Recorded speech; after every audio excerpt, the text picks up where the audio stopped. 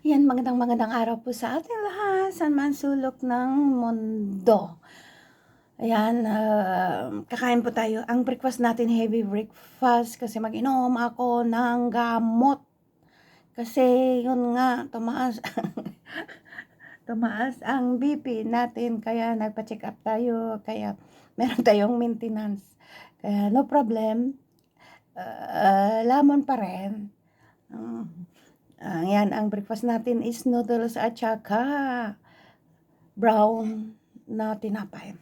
Tsaka alam ba ninyo, meron na naman po akong nakitang katuray sa sa diyan sa likod namin, kasi ito ginagawa naming halaman lang, dwarf ito, kaya nakukuha namin marami, kaya ito gustong gusto din yung anak ng among namin, pero sinasalad niya. Ayan, pero bago ang lahat, pa-bless muna natin kay God ang ating pagkain. Salamat po God sa pagkain nasa harapan ko po God. Hinihiling ko po God, naway bendisyonan mo para madagdag pong lakas po sa aking pagtatapos pamilya para sa lahat po. Salamat po God sa mga blessing na pinigay mo on the past. Sa susunod mo po kami pababayaan God. Patawaran mo lahat ang maaming pagkukulang po. In Jesus' name, Amen. Kain ba tayo? Ito ang aking tinapay. Sausaw. Sausaw muna bago kainin.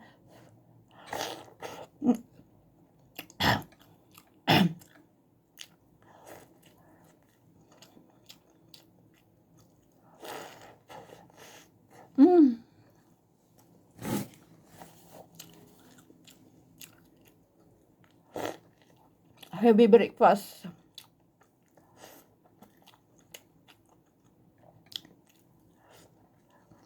Kasi kung minsan tatamad ako sa maaga nakakain sa lunch. Isang bago ko ako yung break time ba namin, alas 2 to 30, 3 o'clock. Yun, tapos itulog. Itulog namin ng 1 oras.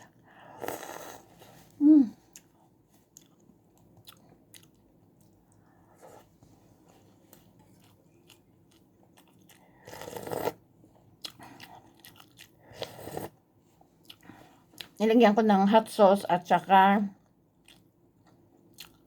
ano ba tawag nun? Black pepper.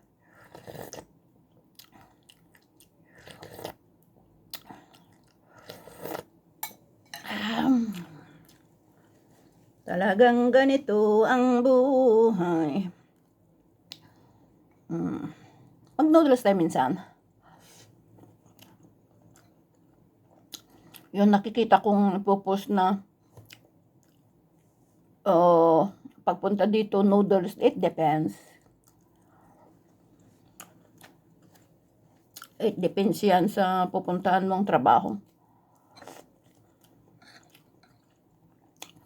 Kung ikaw magluluto, kahit everyday na noodles, walang problema. Kung ako ang magluluto, yun na nga, tignan nyo nga.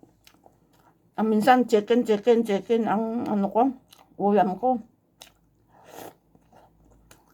Pero hindi ako nagpa-problema. Hindi ako nagko-complain dahil alam ko, ang pagpunta dito sa abroad, ganun yun. Alam mo na yung answer niya bago ka mag-abroad. Alangan naman na punta ka sa abroad, ang pagkain mo sa Pilipinas ang kakainin mo. Depende lang sa among kung ikaw ay makapagluto or kagaya ko. Nag-request ako na gusto kong magluto ng sarili kong ulam.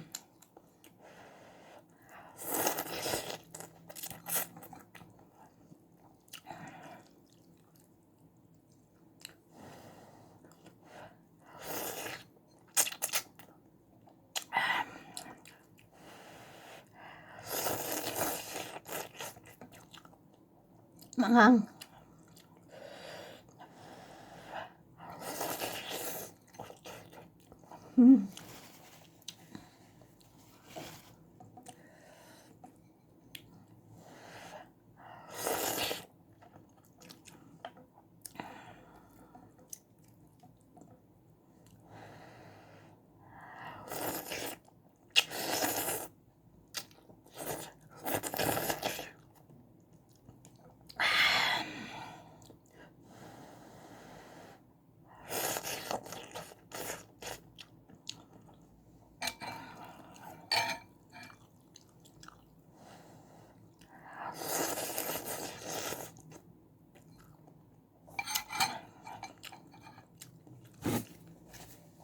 Sa Pilipinas, sanay ako sa noodles.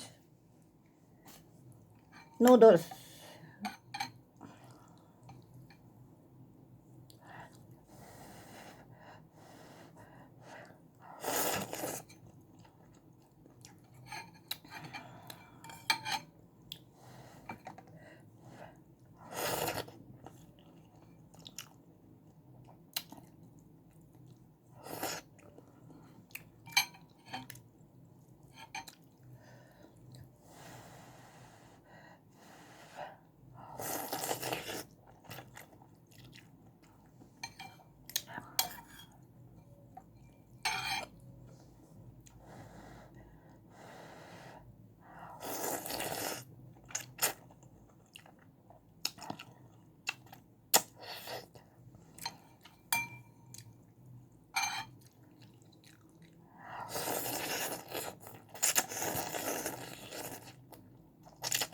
Mm.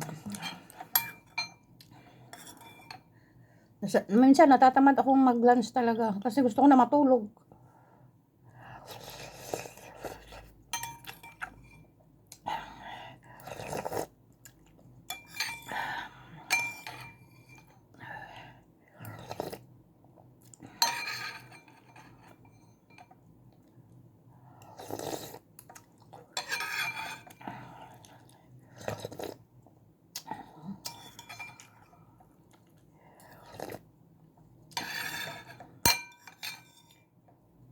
Kasi pag kumakain ako ng alas 12.